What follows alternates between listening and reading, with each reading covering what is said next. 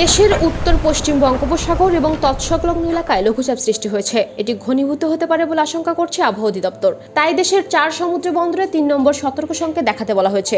মঙ্গলবার আবহাওয়া অফিসের এক সতর্কবার্তায় তথ্য জানানো হয়। আবহাওয়া অফিস জানায়, লঘুচাপের প্রভাবে উত্তর বঙ্গোপসাগর, বাংলাদেশের উপকূলীয় এলাকা এবং সমুদ্র বন্দরগুলোর উপর দিয়ে দমকা ও ঝড়ো হাওয়া বয়ে যেতে পারে। এদিকে চট্টগ্রাম, কক্সবাজার, মোংলা ও পায়রা সমুদ্র বন্দরগুলোকে 3 নম্বর স্থানীয় সংকেত দেখাতে বলা হয়েছে। একই সঙ্গে উত্তর বঙ্গোপসাগরে অবস্থানরত মাছ ধরার নৌকা ও ট্রলার সমূহকে পরবর্তী নির্দেশ না দেওয়া পর্যন্ত উপকূলের কাছাকাছি এসে সাবধানে চলাচল করতে বলা হয়েছে।